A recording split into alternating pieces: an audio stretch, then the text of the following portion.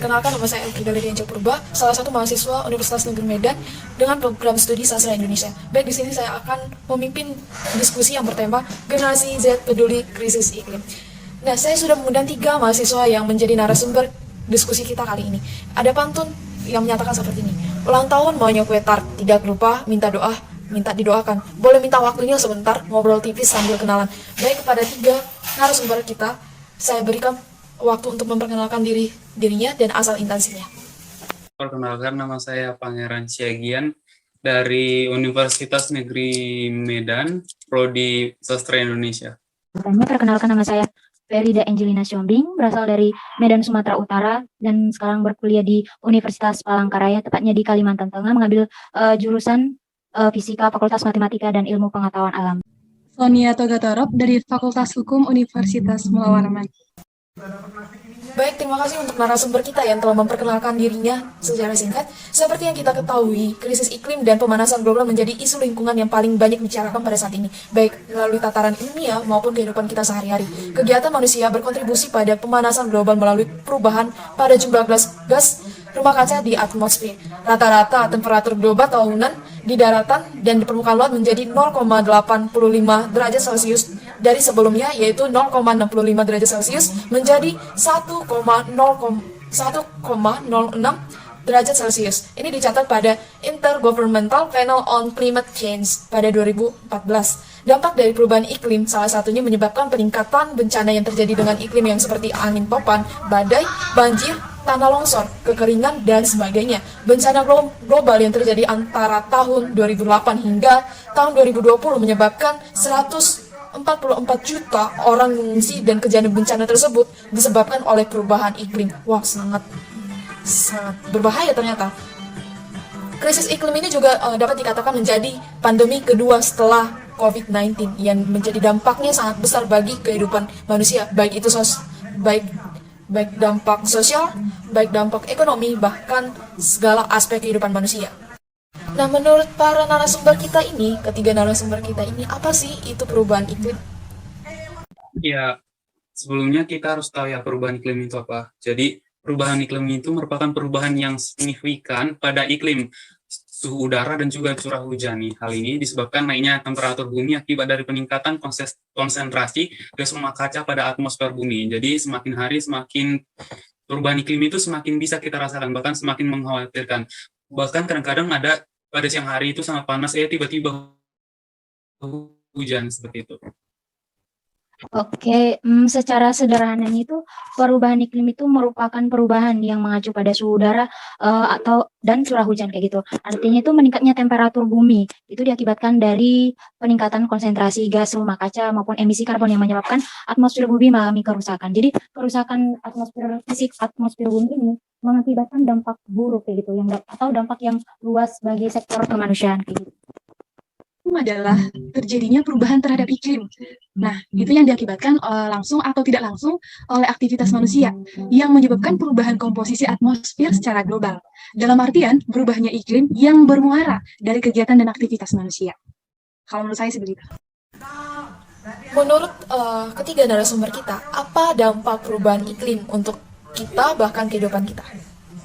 Jadi emisi karbon itu merupakan salah satu penyumbang pencemaran udara yang berdampak buruk bagi kehidupan manusia dan juga lingkungan. Jadi emisi karbon itu dapat menyebabkan dampak besar seperti perubahan iklim yang tak menentu, dapat mengakibatkan banjir juga, serta kelaparan hingga ketidakstabilan ekonomi. Jadi contoh dari emisi karbon itu adalah CO2 atau karbon dioksida, dan juga gas pembuangan dari pembakaran bensin, solar, kayu, daun, gas LPG, dan bahan bakar lainnya yang mengandung hidrokarbon. Seperti itu. Karbon kayak. Jadi dari mana emisi karbon itu berasal kayak gitu? Dari aktivitas emisi karbon tersebut dari pembakaran bahan bakar fosil seperti batu bara, minyak maupun gas alam lainnya kayak gitu. Pembakaran fosil pastinya berkaitan erat dengan sektor industri maupun transportasi, karena Indonesia juga masih banyak industri yang membakar fosil kayak gitu. Kalaupun di bagian transportasi gitu banyak, masih ada juga sih kendaraan yang menggunakan fosil kayak gitu. Jadi pembakaran bahan bakar fosil ini ya mengakibatkan karbon dioksida. Jadi pastinya suhu daerah itu akan mengalami peningkatan dan mengakibatkan pemanasan global kayak gitu. Ada juga apa ya, ada juga emisi karbon itu berasal dari gas metana maupun gas nitrogen seperti yang kakak sekarang ini ya di apa magang ini perkebunan sawit kayak gitu maupun peternakan juga itu ada juga emisi karbon dari itu. Emisi karbon dioksida berangkat dari pokok yang pertama tadi yang menyatakan bahwa perubahan iklim itu diakibatkan oleh kegiatan manusia. Sebenarnya secara tidak langsung telah membuktikan bahwa salah satu komposisi perubahan iklim ini adalah emisi karbon. Nah, emisi karbon dioksida adalah gas yang dikeluarkan dari hasil pembakaran senyawa yang mengandung karbon. Misalnya nih, adanya gas pembuangan dari pembakaran bensin, solar, kayu, dan daun, bahkan bahan bakar lainnya yang mengandung hidrokarbon. Nah, kemudian emisi karbon inilah yang menyebabkan dampak besar seperti perubahan iklim yang tak menentu yang dapat memberikan impact kepada kita sendiri. Misalnya nih, berangkat dari impact-nya terhadap banjir, kelaparan, hingga ketidakstabilan ekonomi. Nah, selain itu, jika dibiarkan terus-menerus, emisi karbon yang tadi itu juga bisa mengakibatkan suhu udara meningkat dan menyebabkan pemanasan global, di mana hal tersebut itu merupakan bagian dari krisis iklim. Dapatkah saudara mendeskripsikan krisis iklim yang terjadi pada Indonesia? Oke, terima kasih buat pertanyaannya. Bagaimana krisis iklim yang terjadi di Indonesia? Nah, negara Indonesia ini kan negara tropis kayak gitu. Namun Indonesia sudah mengalami krisis iklim, bahkan krisis ya semakin meningkat kayak gitu. Nah, Indonesia itu apa ya? Sebagai contoh itu kakak ambil itu kayak apa ya, krisis iklim dari faktor curah hujan kayak gitu. Karena di Indonesia juga ada yang curah hujannya tinggi. Nah, curah hujan yang tinggi ini mengakibatkan apa? Curah hujan yang tinggi itu mengakibatkan banjir kayak gitu ya. Terus ada juga curah hujan yang rendah. Nah, curah hujan yang rendah ini mengakibatkan kekeringan kayak gitu. Karena di Indonesia juga pasti ada setiap daerah yang mungkin kita tidak tahu tapi ada kayak gitu ya, mengalami kekeringan maupun ada yang banjir kayak gitu. Nah, itu mengakibatkan juga para petani. Kita lihat dari sektor pertanian kayak gitu ya, mengalami gagal panen kayak gitu. Kan banyak juga di Indonesia ini, kakak lihat di media sosial kayak gitu, ada yang gagal panen akibat dari itu kekeringan gitu, banyak kayak gitu. Nah, itu mengakibatkan krisis ekonomi juga. Jadi karena kita tahu bahwa Indonesia merupakan negara agraris gitu ya, pertanian ya kayak gitu. Jadi jika pertanian itu apa ya menurun, pasti ekonomi juga Indonesia juga menurun kayak gitu. Oke. Jadi berbicara dalam konteks mahasiswa ya, berbicara krisis iklim di Indonesia bukanlah permasalahan yang baru-baru ini gitu dialami oleh negara.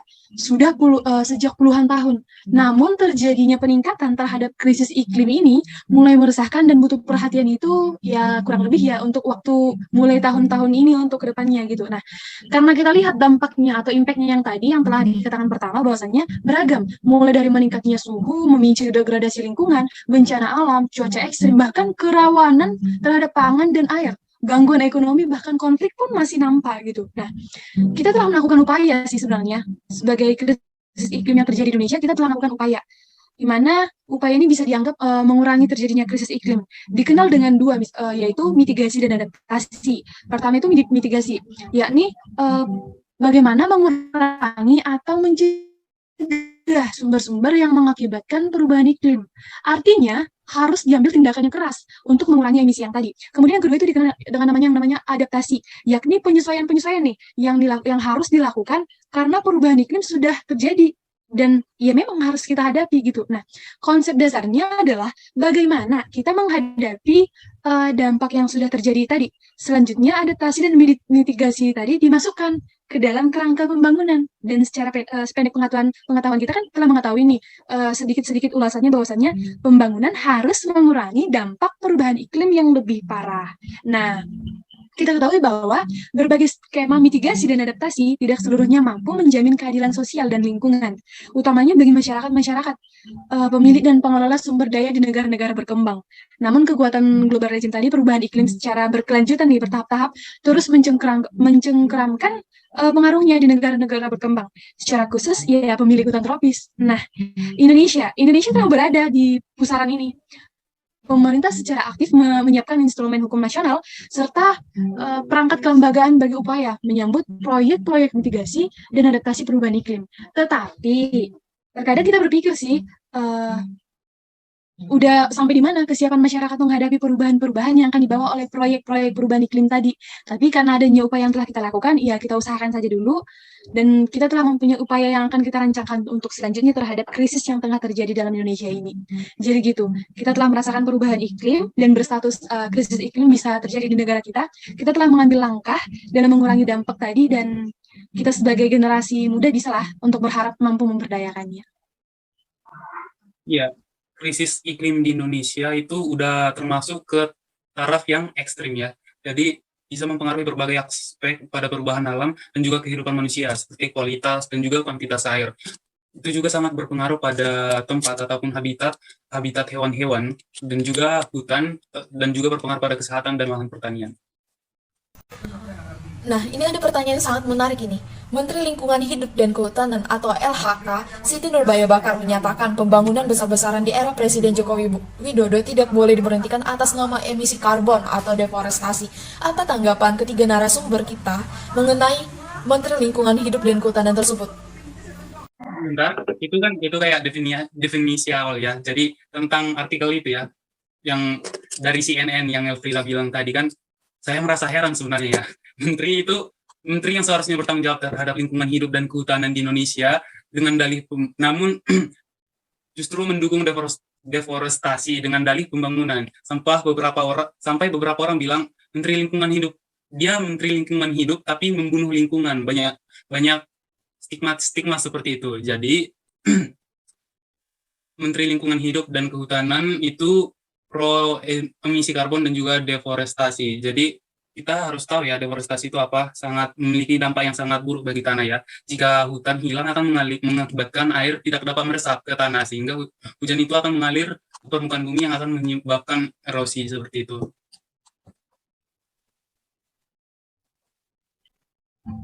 Wah, menarik nih.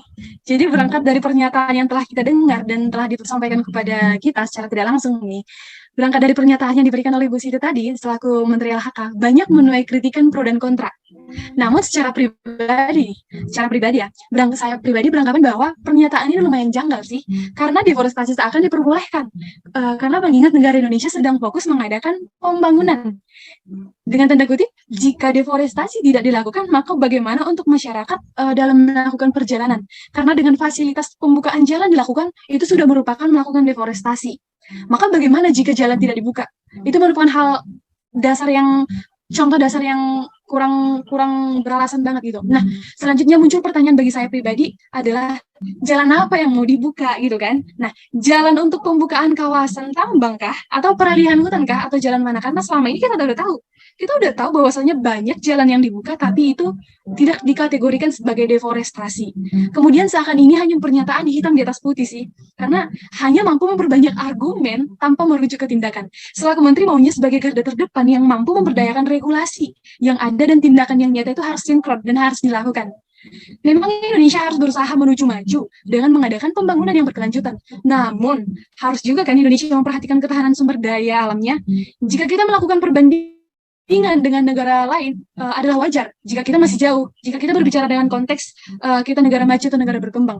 Namun berbicara keunggulan terhadap sumber daya alam, kita harus perhatikan juga, kita masih bisa dikatakan unggul gitu loh. Ketika kita mengadakan perbandingan, ketika menteri mengadakan perbandingan antara negara Indonesia dengan negara Eropa, ketika mengadakan perbandingan antara kehidupan yang ada, gaya hidup yang ada di Eropa dan negara Indonesia. Jadi saya berpikir bahwasannya itu lumayan janggal dan kurang beralasan. Kemudian data mana sih yang membuktikan kita tidak bisa melakukan zero deforestation gitu kan? Jadi bukan terminologi deforestasi yang tidak sesuai dengan Indonesia dengan kondisi seperti ini. Namun kita tidak boleh hanya melakukan perbandingan terhadap negara Eropa untuk melaksanakan deforestasi ini. Indonesia kurang layak sih untuk zero deforestasinya gitu kan. Jika dengan tujuan untuk keadilan dan kesejahteraan, tanda kutip nih sebagai mahasiswa, keadilan siapa yang dituju dalam hal ini dan kesejahteraan siapa sih yang dicapai? Toh juga selama ini Indonesia hanya mengklaim hak masyarakat. Kita akan membuka jalan nih, kita akan gini. Tapi bagaimana dengan pertanggungjawabannya? Jadi saya kurang setuju sih. Masih nana-nana. Oke, baik. Ya setelah itu ya, saya baru tahu juga itu ada pernyataan dari Ibu Siti Nurbaya ya, Menteri Lingkungan dan Kehutanan kayak itu, atau ada pertanyaan ini, pembangunan besar-besaran yang dilakukan di era Widodo tidak boleh berhenti atas nama emisi karbon maupun forestasi atau pengundulan hutan. Nah, kita tahu ya bahwa kekayaan alam di Indonesia ini tuh berasal dari hutan yang dikelola dengan baik dan diambil manfaatnya, tapi berdasarkan aturan-aturan yang berlaku maupun undang-undang dasar kayak gitu. Jadi apa ya, sumber daya manusia ini semakin gitu. Jadi lahan untuk mereka-mereka itu perlu, jadi butuh lahan juga. Jadi menurut kakak itu pernyataannya itu saya sepakat dengan pernyataan ibu itu bahwa pembangunan besar-besaran yang dilakukan di era Jokowi ini tidak boleh berhenti atas nama emisi karbon maupun deforestasi kayak gitu. Karena itu sumber daya manusia itu semakin tinggi, jadi butuh lahan untuk mereka. Jadi ada juga, tapi pembangunan ya jangan asal dibuat kayak gitu, tapi sesuai dengan undang-undang kayak gitu. Karena pembangunan seperti pabrik juga itu harus disesuai dengan undang-undang, karena itu apa ya, itu tadi emisi karbon itu juga, pembangunan itu juga menghasilkan emisi karbon kayak gitu. Jadi tetap dilakukan pembangunan besar-besaran tapi sesuai dengan aturan kayak gitu. Karena dari mana tempat untuk apa ya, manusia-manusia ini, yaitu dari hutan itu sendiri kayak gitu. Jadi ya saya sepakat dengan pernyataan Ibu Siti Nurbaya itu. Apakah saudara sudah mendengar bahwa Indonesia dan beberapa negara di dunia akan tenggelam? Nah, sebagai generasi Z, apa yang harus kita lakukan dalam mengatasi krisis iklim tersebut? Seperti yang Frida bilang ya, jadi sebenarnya yang terancam itu bukan cuma Jakarta ya, itu masuk juga ke pulau-pulau kecil. Jadi kita harus melakukan cara-cara yang sudah seperti yang saya katakan tadi, melakukan ataupun mengurangi penggunaan yang bersifat merusak lingkungan dengan adanya teknologi ataupun kendaraan yang tidak menggunakan bensin ataupun hal sejenisnya. Jadi kita bisa mengubahnya ke mobil teknologi listrik. Tapi memang ini agak susah ya. Jadi kita harus memulainya dari dalam diri kita dengan melakukan reboisasi kecil-kecilan seperti itu. Kakak ambil dari sudut pandang apa ya, daerah ibu kota kita ya, Jakarta ya. Karena ibu kota Jakarta yang pesat ya penduduknya gitu ya. Pesat, terus banyak juga sampah gitu. Kakak lihat di media sosial berita-berita kayak gitu, ada banjir apa kayak gitu. Sebenarnya itu sih memang dari kesadaran masyarakat di daerah itu sendiri kayak gitu. Apa yang dilakukan generasi Z untuk mengatasi hal tersebut? Nah, kita sebagai generasi Z itu ya pastinya memberi sosialisasi kepada masyarakat bahwa pentingnya negara apa ya, pentingnya lingkungan yang bersih kayak gitu. Kayak yang susah dibilang kayak gitu. Tapi kalau memang kita benar-benar sosialisasi yang benar-benar kayak gitu, nanti mereka juga akan ya mau dengar kita kayak gitu. Nah, terus kalaupun mereka susah dibilangin kayak gitu ya, kita apa ya, bertindak, kita sendiri yang bertindak gitu. Kayak ada yang daerah sungai yang apa ya, sungai yang tersumbat, kita sendiri yang turun tangan, kita ajak kawan-kawan kita kayak gitu, seperti yang dari kampus untuk membersihkan itu ada, itu saya lihat di apa ya, di media sosial kayak gitu ya. Itu sebagai wujud untuk bagaimana generasi Z untuk mengurangi krisis iklim tersebut kayak gitu. Terus selanjutnya itu adalah kembali lagi kayak tadi itu, penanaman hutan secara besar, apa ya, penanaman pohon di setiap jalan itu penting juga kayak gitu. Karena kita tahu bahwa pohon itu adalah untuk menyerap itulah karbon dioksida, dan pohon juga bisa mengeluarkan oksigen kayak gitu. Terus selanjutnya adalah mengurangi apa ya, mengurangi itu kendaraan yang berbasis apa bahan bakar fosil kayak gitu. Tapi sekarang memang sudah berkurang sih yang kayak gitu ya. Nah, selanjutnya itu apa ya, yang paling penting ini ya, untuk apa, untuk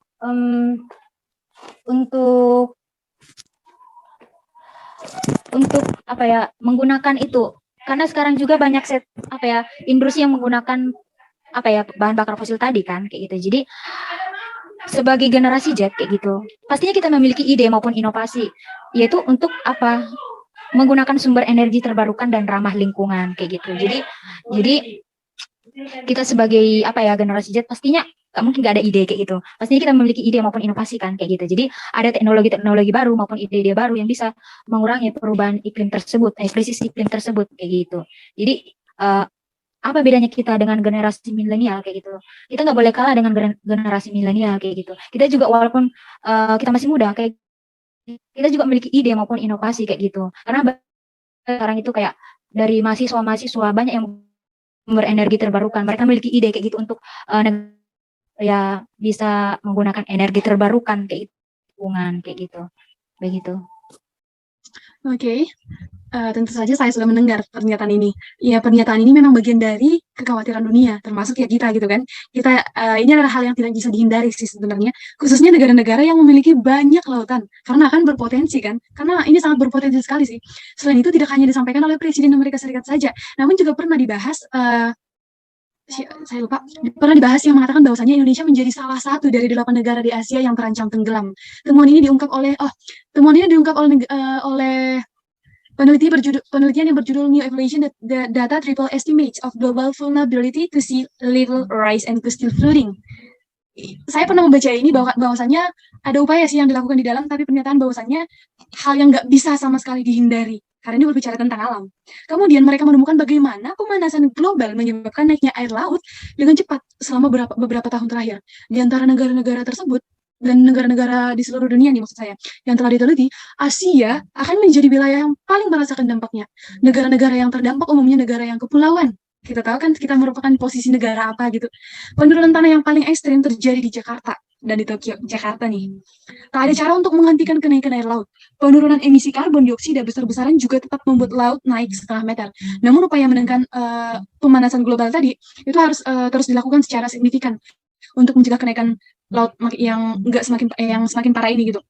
Kemudian kita sebagai generasi Z nggak cukup hanya tahu isunya saja. Isu perubahan iklim ini menjadi sangat penting karena dampaknya akan dirasakan seluruh dunia. Sama saat kita merasakan dampak pandemi. Pandemi ini nggak dirasakan oleh Indonesia saja, tapi beberapa negara di dunia merasakan dampaknya. Hal yang pertama kita tanggap sih lebih ke edukasi dan komunikasi mengenai isu perubahan iklim harus dilakukan ke seluruh lapisan masyarakat. Edukasi itu perlu dari mulai usia dini sampai pembuat kebijakan dan bahkan stakeholder pun sangat perlu. Karena ini bukan hanya satu masalah yang bisa diselesaikan oleh satu pihak atau satu pelaku saja. Jadi seluruh ekosistem harus bersama-sama. Misalnya ini terjadi sebuah kebakaran, nggak cukup satu ember air untuk menghentikan kebakaran tadi. Kita harus sama-sama mengumpulkan air, sama-sama menyiram, baru pun apinya padam gitu kan. Nah, berbicara tentang krisis ini juga begitu. Komitmen untuk mengatasi perubahan iklim perlu terus dilanjutkan oleh siapapun pemimpin atau presidennya setiap negara, sehingga dapat mencapai cita-cita negara, cita-cita untuk keamanan kita sebagai rakyatnya gitu. Kemudian berbicara tentang kesadaran dan komitmen dari masyarakat juga menjadi ini sih kunci penting sih, karena dalam menghadapi perubahan iklim ini masyarakat ya punya kesadaran dan komitmen yang diekspresikan di berbagai hal, dari cara kita berkonsumsi, lifestyle, dan juga cara kita untuk menyampaikan pandangan dan preferensi. Misalnya nih melakukan komitmen untuk tidak menggunakan plastik, lifestyle, dan kemudian diterjemahkan di dalam meng-exercise boarding. Kita itu sangat penting untuk menjaga antar generasi. Jika Indonesia tidak ingin tenggelam atau hilang pada beberapa puluh tahun yang lalu, anggap aja untuk tahun 2040-an ke atas, maka penggunaan batu bara untuk sumber energi harus diperhatikan sejak sekarang. Nah, sebagai mahasiswa Fakultas Hukum, saya tanda kutipi, kita beralih ke energi terbarukan. Berbicara tentang ini ya, tentang penggunaan batu bara tadi. Karena kita tahu bagaimana proses dan sebelum proses dan pasca tambang tadi itu impact-nya sangat besar terhadap perubahan iklim yang tadi. Dan kemudian selain itu, perkebunan sawit di lahan gambut itu harus dicabut dan lahannya harus direstorasi. Khusus sih, ini lebih ke pesan bapak-bapak yang pro sawit, boleh saja menanam, tapi jangan di tanah gambut. Ya kalau tetap memaksa, ya berarti mengingkari garis kebijakan RPJMN dong, yang 2020 sampai 2024 yang mengusung pembangunan rendah karbon. Jadi gitu, dari berbicara tentang sependek pengetahuan dari sisi mahasiswanya, kita tuh harus memperhatikan bagaimana keadaan kita berkonsumsi, lifestyle kita, penggunaan segala produk, jangan ujuk-ujuk jatuh cinta banget sama produk yang di luar Indonesia atau lokal itu sangat direndahkan. Karena apa? Ketika kita mempunyai banyak permintaan dari dalam negeri terhadap luar negeri, mereka sibuk untuk melakukan produksi. Nah, mereka itu sibuk melakukan produksi itu tanpa memperhatikan lingkungan. Kita sibuk mengirimi bahan baku, bahan apa segala macam, padahal kita sedang merusak alam kita, dan mereka sibuk memproduksi kembali lagi ke kita dengan malah yang udah berbeda gitu. Jadi begitu sih tanggapan saya. Sebenarnya krisis iklim ini tidak menjadi topik pembahasan yang nomor 1 dalam Indonesia. Pasalnya, para politisi belum membahas mengenai ini. Bahkan negara kita pada saat ini juga masih minim membahas tentang krisis iklim ini. Nah, apa yang seharusnya dilakukan negara-negara untuk mengatasi perubahan iklim tersebut? Ya, jadi karena melihat perkembangannya ataupun dampaknya sampai saat ini, kita harus melakukan hal-hal baik ya terhadap lingkungan kita. Jadi caranya itu seperti yang sudah ada beberapa di Indonesia dengan menghadirkan teknologi mobil listrik seperti itu. Pemerintah akan menyediakan mata pencaharian yang aktivitas sehari-harinya itu tidak memicu kerusakan alam agar mereka bisa menghasilkan sesuatu untuk hidup tanpa merusak lingkungan. Jadi ada juga yang mengatakan bahwa kita harus mencoba bangun mangrove di sepanjang Pantura katanya. Hal ini bisa dilakukan tapi belum merata. Kemudian juga penghijauan juga ditingkatkan untuk mengurangi emisi seperti itu.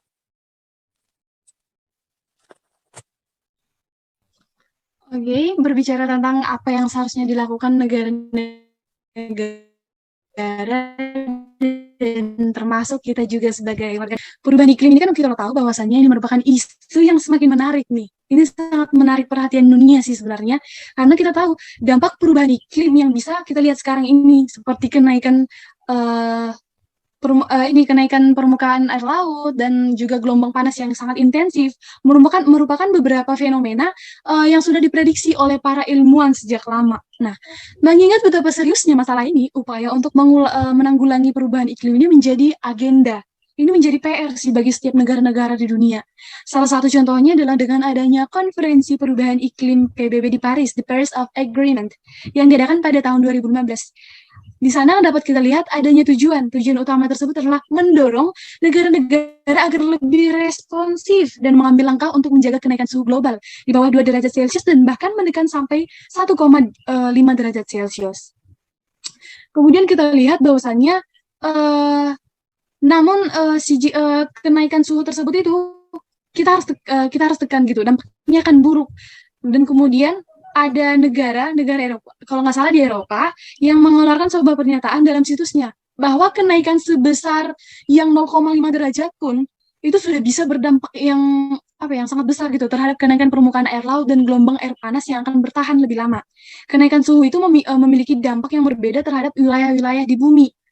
Nah, begitu juga dengan Indonesia. Kita memiliki perbedaan dengan negara luar. Berapa Celsius pun kita memiliki perubahan di luar. Perubahan dan perbedaan antara negara A dan negara B. Anggap kita negara B.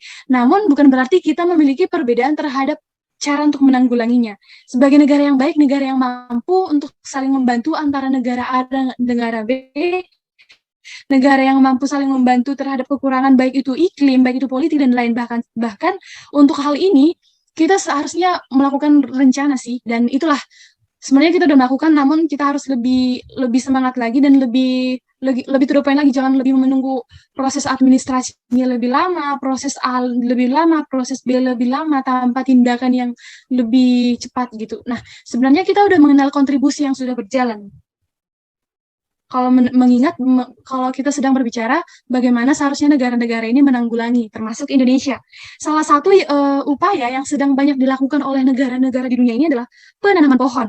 Memang ini hal kecil, karena krisis iklim ini ada yang namanya krisis, ya sangat krisis gitu kan. Walaupun penanaman pohon ini adalah upaya kecil, namun ini bisa berdampak besar jika semua negara dan jika beberapa negara yang mampu melakukannya, ya dengan maksimal gitu melakukannya. Penanaman pohon, baik reforestasi ataupun aforestasi. Reforestasi kan penanaman pohon kembali nih di wilayah yang sebelumnya sudah tumbuh pohon, sedangkan aforestasi tadi itu menanam pohon di wilayah yang sebelumnya belum pernah ditanami pohon. Nah, dengan menanami pohon dalam jumlah besar, negara-negara tersebut berharap bisa menurunkan suhu. Bukankah ini ini cara untuk menanggulangi? Tentu saja ya kan. Nah, meski pohon-pohon mampu untuk menyerap karbon dioksida, akan butuh waktu sampai proses ini berlangsung secara efektif. Karena itu menanam pohon tidak bisa dijadikan satu-satunya solusi untuk melawan perubahan iklim. Kita mengenal seorang profesor ekologi dari Universitas Paris-Saclay, yaitu Paul Lidley, mengatakan bahwa hal yang paling penting adalah mencegah penggundulan hutan. Vertical forest ataupun hutan vertikal adalah apartemen yang dinding luarnya ditanami berbagai tanaman. Dan ide ini adalah sangat menarik yang dikeluarkan oleh seorang arsitek dari asal Italia. Ini adalah hal yang sangat menarik yang bisa kita terapkan baik negara-negara maju maupun negara berkembang, khususnya negara berkembang yang memiliki lebih banyak perairannya daripada daratannya. Kita harus meniru konsep ini sih. Ini adalah salah satu cara yang dilakukan setiap negara untuk mengatasi perubahan iklim. Kemudian, yang kembali ke tadi, hutan vertikal tadi itu bisa menjadi satu upaya untuk melawan perubahan iklim. Selain berkontribusi untuk lingkungan juga, proyek ini juga bisa membantu mengatasi urbanisasi. Nah, hutan ini juga bisa meningkatkan keanekaragaman hayati. Lebih lagi tanaman yang ada di hutan vertikal ini bisa menyerap karbon dioksida dan debu, memproduksi oksigen dan berperan sebagai pelindung sinar matahari. Dan sampai saat ini hutan vertikal sudah ada sih di negara-negara seperti Italia, Cina, dan nantinya di Belanda. Dan kita sebagai generasi, kembali lagi kita sebagai pemuda semoga bisa menerapkan ini di negara kita sendiri dan tetap teguh pada prinsip kita bahwa penanaman pohon dan adalah tujuan kita dan penggundulan hutan adalah larangan bagi kita. Bagaimana ya negara-negara itu mengatasi perubahan iklim kayak gitu. Saya tarik Indonesia kayak gitu. Dulu kan negara kita itu penjajahan oleh negara lain kan gitu. Tapi karena Indonesia gitu, Indonesia juga mengadakan kerjasama dengan negara lain kayak gitu. Nah, bagaimana negara-negara itu bisa mengatasi perubahan iklim itu tersebut gitu. Perlunya rapat besar-besar antar negara kayak gitu. Bisa disebut kayak konferensi kayak gitu. Jadi tujuan konferensi itu ya untuk negara tersebut lebih responsif dan menjaga kestabilan negara tersebut kayak gitu. Jadi dalam konferensi tersebut ada pimpinan kayak gitu ya yang begini negara kami, begini gimana, ada masalah kayak gini nggak di negara ini, begini apanya atasinya kayak gitu. Jadi perlunya rapat besar-besaran kayak konferensi kayak gitu ya, konferensi. Nah, gimana langkah sederhananya gitu ya?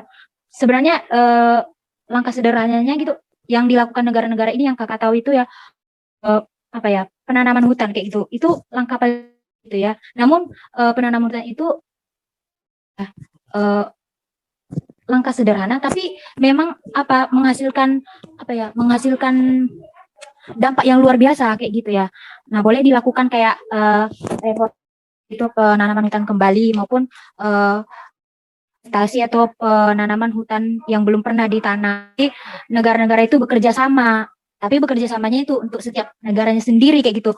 Gini ya negara ini supaya lebih baik kayak gitu. Jadi adanya kerjasama gitu maupun rapat-rapat kayak rapat besar kayak konferensi kayak gitu ya, menjadikan hubungan erat.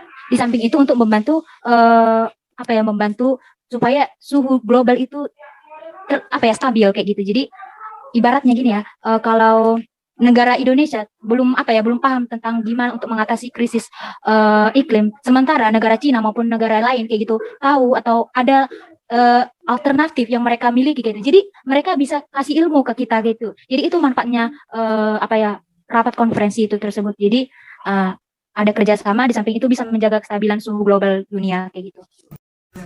Pertanyaan terakhir agak sedikit filosofis. Nah, bagaimana cara kita untuk meyakinkan masyarakat dan orang-orang di sekitar kita bahwa krisis iklim itu nyata?